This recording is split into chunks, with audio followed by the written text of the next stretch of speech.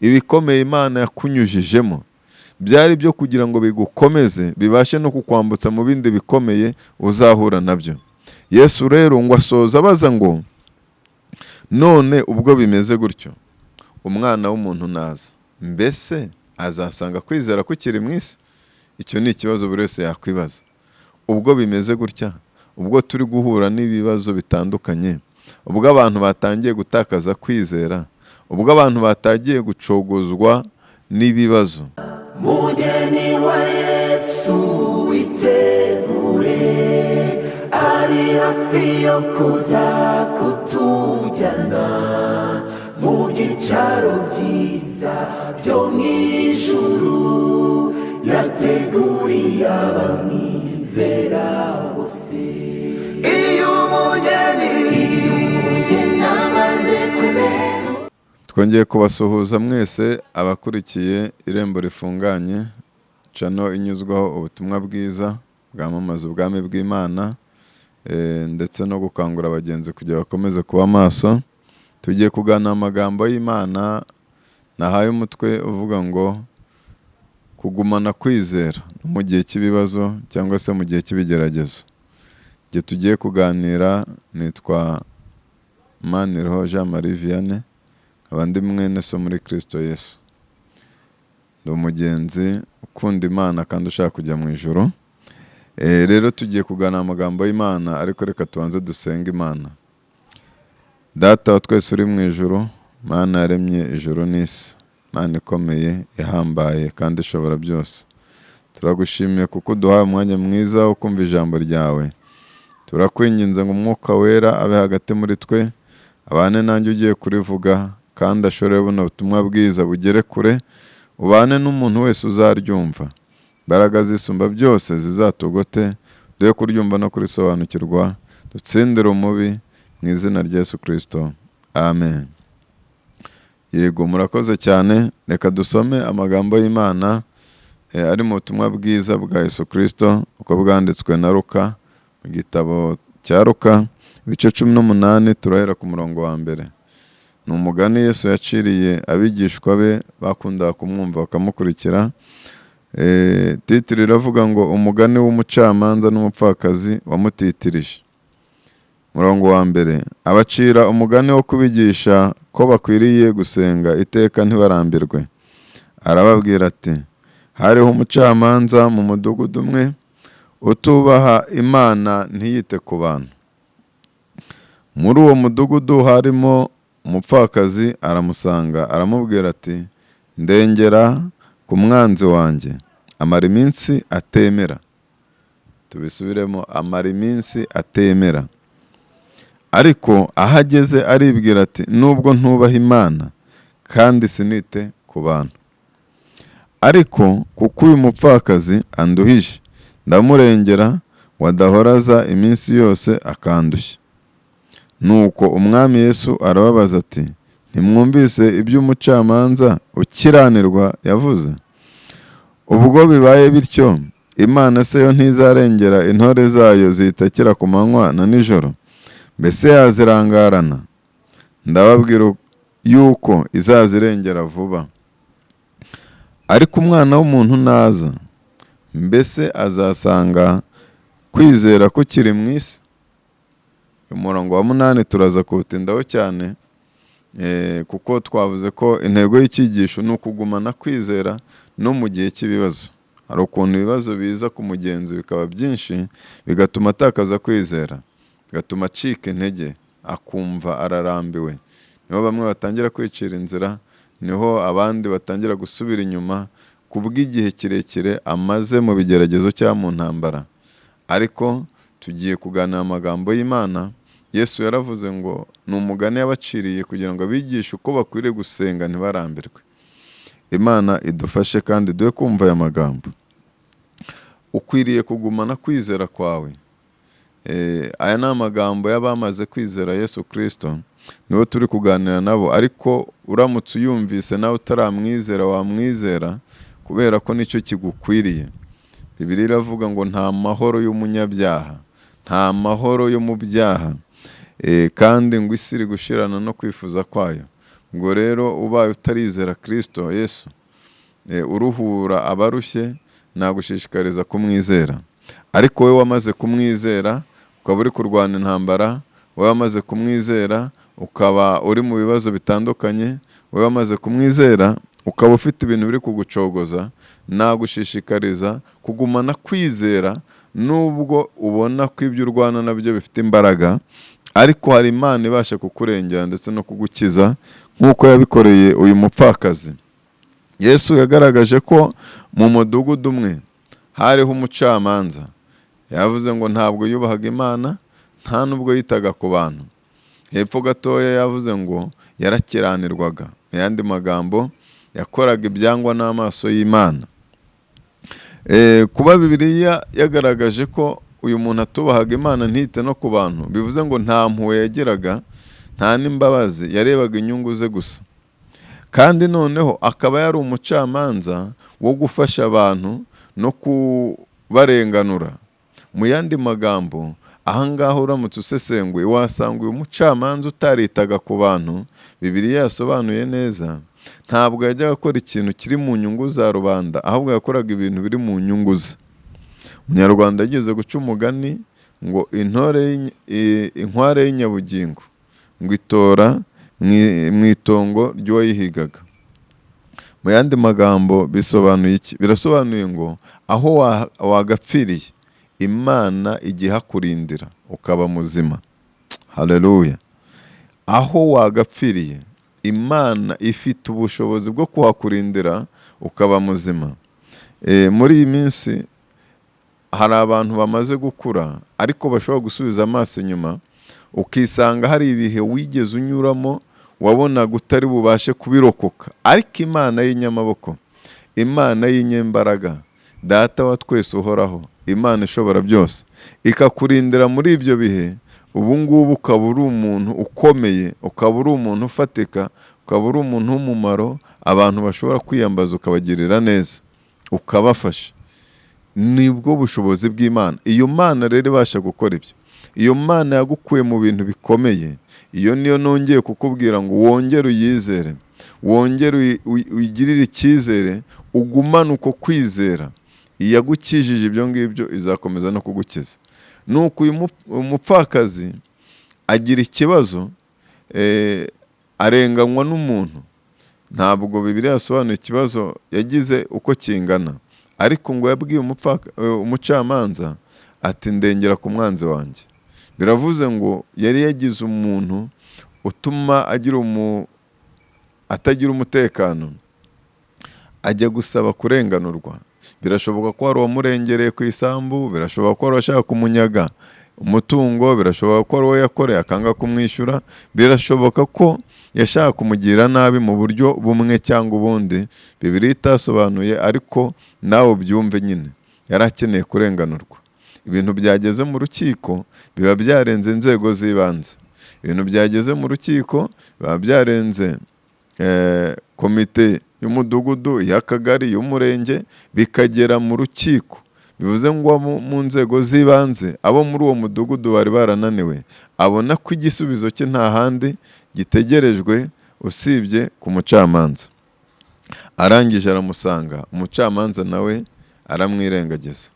Ariko uyu mugore namukundiye ikintu kimwe, ngo ntabwo yigeze arambirwa. Yagendaga mu gitondo, akagenda saa sita, akagenda ku mugoroba, bugacya agasubirayo, akongera agasubirayo, akabikora inshuro nyinshi ku munsi. Ngo ageraho umucamanza abona ko uwo mugore amubangamiye. Umucamanza ngo akamwirengagiza, ariko umugore ngo ntiyarambirwa, arakomeza. Aravuga ati nta handi nakura igisubizo, nta handi nakura kurenganurwa, ni ku mucamanza. Nawe rero nakugira inama yo kutarambirwa, nakugira inama yo kutacogora.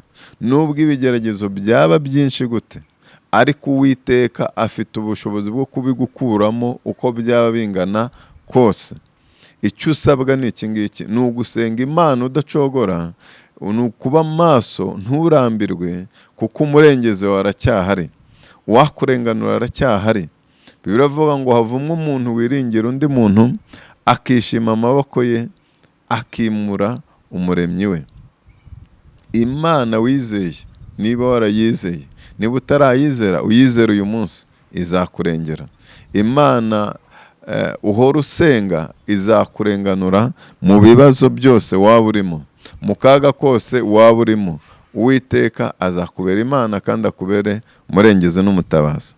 Nuko uyu mugore akomeje gutitiriza, ngo uyu mucamanza umunsi umwe ngo ashyira agatima impembero, arongera aratekereza, aravuga ati nubwo ntubaha Imana. Murumva ko uyu mucamanza nawe ubwe yari yiyizi, avuga ngo nubwo nubaha Imana ariko sinite no ku bantu. Ariko uyu mugore kuko anduhije, ndaje murengere atazajya akomeza kuza kundushya. Urumva ko kumurengera ntabwo byaturutse ku mpuhwe. Hari abantu Imana igizana mu buzima bwawe bakakugirira neza, atari urukundo, ahubwo ari uko nyine baje mu mugambi w'Imana. Ntutangazwe n'uko umuntu ukwanga ubwe ashobora kugukiza akakurengera, ari uko ari Imana ibimukoresheje. Ni nayo mpamvu umuntu nakugirira neza, nubwo wamwaturaho umugisha, ariko ujye wibuka gushima Imana yamukoresheje, kuko atari Imana imukoresheje umuntu nta mpuhwe yakugirira. Atari Imana imukoresheje umuntu yakureba nk'udahari, umuntu ntabwo yakwitaho. Dufite abantu batita ku bantu rwose, bameze nk'uyu mucamanza. Dufite abantu batubaha Imana bameze nk'uyu mucamanza. Ariko Imana iravuze ngo abayitakira ku manywa na nijoro. Haleluya. Yesu arababwira ngo ubwo bimeze gutya, Uwiteka we azabura ate kurengera intore ze zimutakira ku manywa na nijoro? Ngo azazirengera ngo ndetse vuba. Nkuzanira itangazo rikubwira ngo Uwiteka azakurengera ndetse vuba. Haleluya. Yesu aravuze ngo Uwiteka azarengera intore ze zimutakira ku manywa na nijoro, ngo kandi azazirengera vuba. Iri ni itangazo umwami aduhaye, aravuze ngo azaturengera kandi vuba.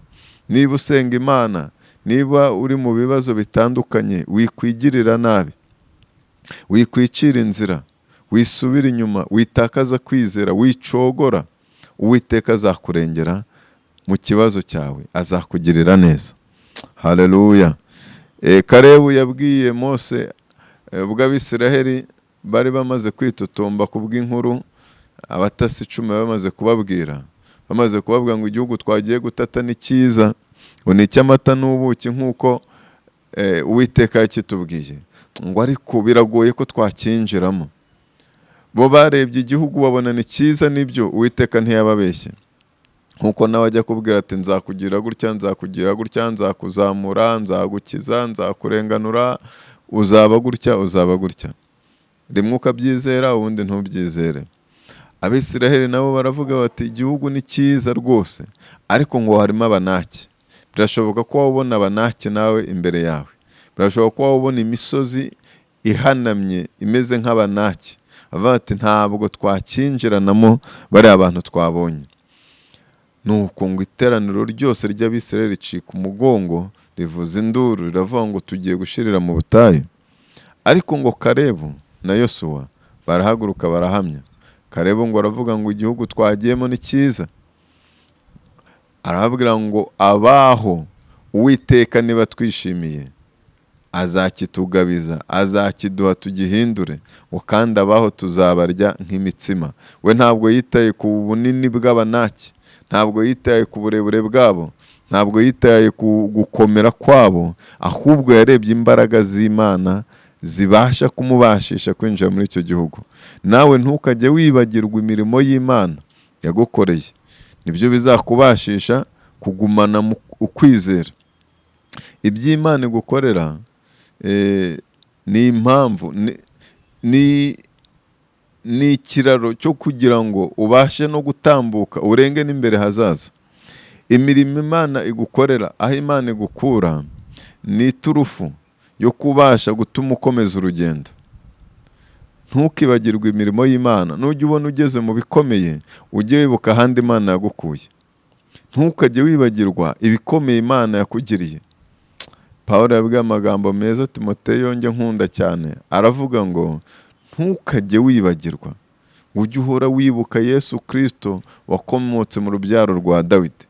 aba Bisirayeli bakoze ikosa ryo kwibagirwa imbaraga Imana yakoresheje ibakura muri Egiputa, bibagirwa imbaraga Imana yakoresheje ibambutsa inyanja itukura, bibagirwa ko bariye ibiryo biva mu ijuru, manu, nta gihugu yahinzwemo, ni ibiryo Imana yikuriye mu ijuru irabibahereza. Rero nawe ibikomeye Imana yakunyujijemo byari byo kugira ngo bigukomeze, bibashe no kukwambutsa mu bindi bikomeye uzahura nabyo.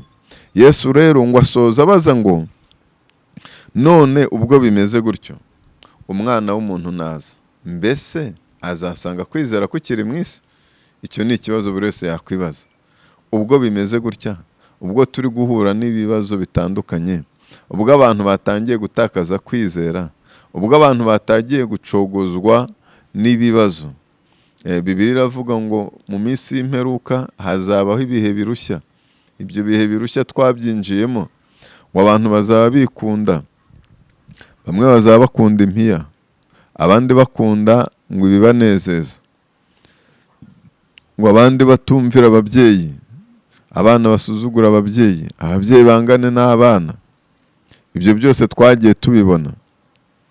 Ngo ishyanga rizatera irindi shyanga, impuha z'intambara ndetse n'intambara ubwazo. Ibi byose ni ibyo turi kubonesha amaso, indwara z'ibyorezo. Ibi byose ni ibyo Yesu yavuze. Ariko arabaza ngo, mbese ubwo umwana w'umuntu azagaruka, azasanga kwizera kukiri mu isi? Mu yandi magambo, ubwo Yesu azaza, ubwo azagaruka, azasanga ukimwizera? Azasanga wararwanye intambara nziza uranesha? Ni ikibazo cyo kwibaza, nanjye nkibaza. Ariko twarangiza tugasenga Imana, tukayinginga ikatubashisha, ikatwongerera imbaraga. Bibiliya iravuga ngo niyo iha intege abarambiwe, kandi utibashishije imwongeramo imbaraga. Nawe rero nakubwira ngo, niba wararwanye intambara ukumva urananiwe, niba wararwanye intambara ukumva uracogoye, ukumva rwose ugiye kurekura, uramenye, nturekure kwizera kwawe. Bibiliya iratubwira ngo umukiranutsi w'Imana azabeshwaho no kwizera. Imana niyo iha intege abarambiwe, niyo ibashisha umuntu utibashishije. Pawulo aravuze ngo nshobozwa byose na Kristo umpa imbaraga. Nawe rero Uwiteka niwe waguha imbaraga zo kunesha icyo kigeragezo ubona uhuye nacyo. Birashoboka ko umeze nk'uyu mupfakazi, nawe ukaba ufite umuntu uri kukurenganya. Birashoboka ko hari umuntu ushaka kukunyaga ibyawe. Birashoboka ko hari n'ibyo wanyazwe. Wanyazwe akazi, wanyazwe umuryango, wanyazwe abana, wanyazwe ibyishimo, wanyazwe umugabo, wanyazwe umugore. Ariko ibyo byose ubyereke Uwiteka, udacogora, umutitirize, wihanganye kandi wizeye. Igihe kimwe Uwiteka azakurengera.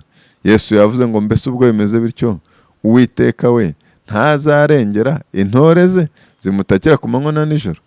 Ubwo uyu mucamanza utubaha Imana ntiyite ku bantu yarengeye umupfakazi, Uwiteka we azabuzwa n'iki kurengera abamutakira ku manywa na nijoro? Tugiye gusoza twibukiranya neza amasomo twakura muri iyi nkuru dusomye. Icya mbere, uyu mucamanza ubwe yari yiyizi. Nawe ukwiriye gusaba Imana ukimenya, ukamenya niba koko uruhande uhagazemo ari urw'Imana cyangwa ari urw'umwanzi. Uyu mucamanza twabonye ko yari yiyizi ko atubaha Imana. Hari ukuntu abantu bibeshya bakibwira ko kuba mu nsengero bihagije. Oya, kuba mu nsengero, kujya mu materaniro, gukora imirimo yo mu nsengero ntago bikugira umwana w'Imana, ntago biguhindura uzaragwa ubwami bw'Imana. Oya, Bibiliya yaratubwiye ngo keretse abakora ibyo Data wo mu ijuru ashaka. Nawe rero ukwiriye kumenya uruhande urimo. Niba uri mu ruhande rw'Imana, gumana kwizera, guma muri uko kwizera.